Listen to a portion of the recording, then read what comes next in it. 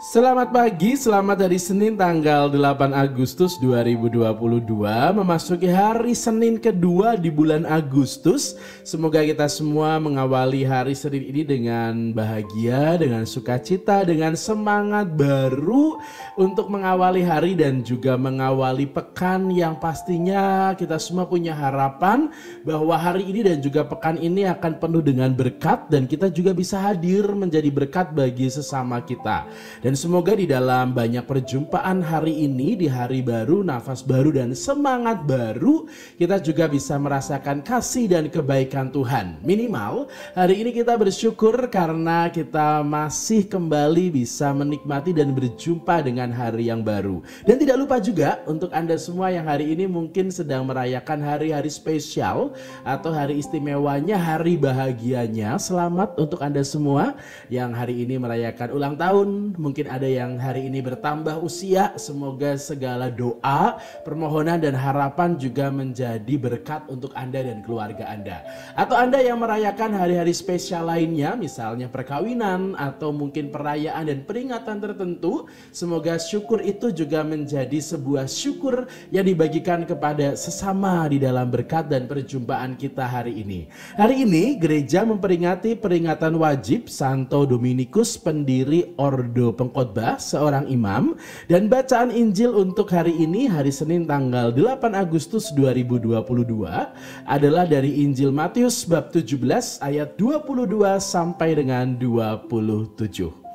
Sekali peristiwa, Yesus bersama murid-muridnya ada di Galilea. Ia berkata kepada mereka, "Anak manusia akan diserahkan ke dalam tangan manusia. Mereka akan membunuh dia, tapi pada hari ketiga ia akan dibangkitkan." Maka hati para murid pun sedih sekali.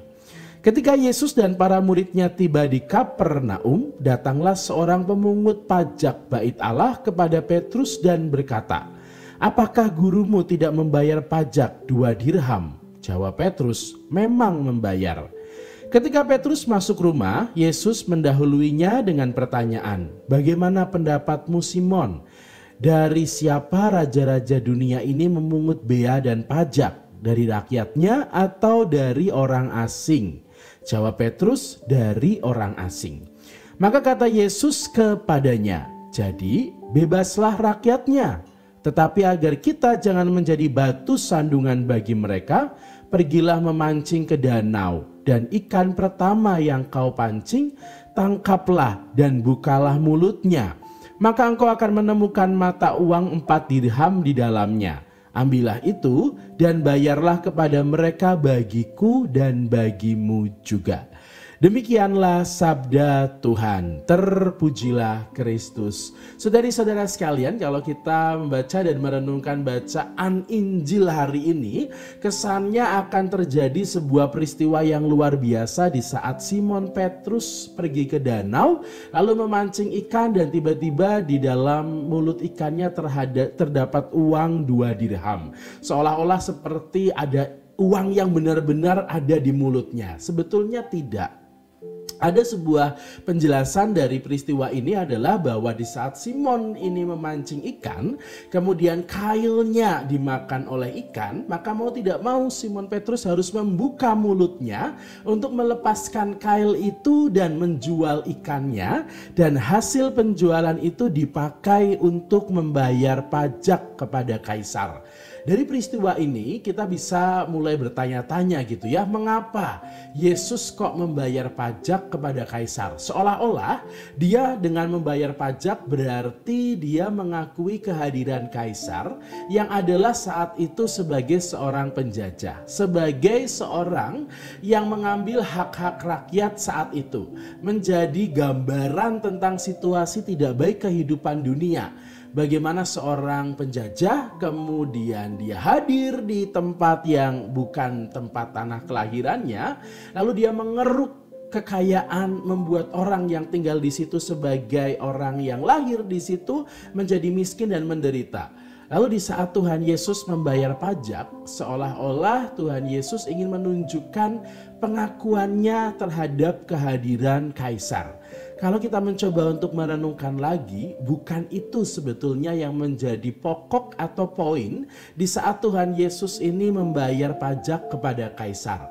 Yang menjadi pokok adalah bagaimana Tuhan mau hadir menjadi pribadi yang tidak menjadi batu sandungan di dalam kehidupan bersama.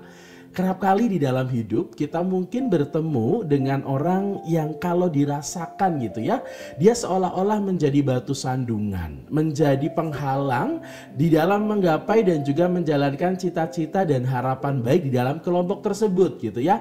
Entah itu karena sikapnya yang tidak bisa diajak bekerja sama, atau mungkin sikap-sikap lain yang membuat orang lain itu tidak nyaman dengan kehadirannya, membuat orang menjadi khawatir, membuat orang menjadi was-was, membuat orang merasa minder, merasa kecil dan lain sebagainya, sehingga membuat orang lain tidak mampu untuk menunjukkan kemampuannya. Orang bisa menjadi batu sandungan bagi orang lain di dalam kehidupan bersama.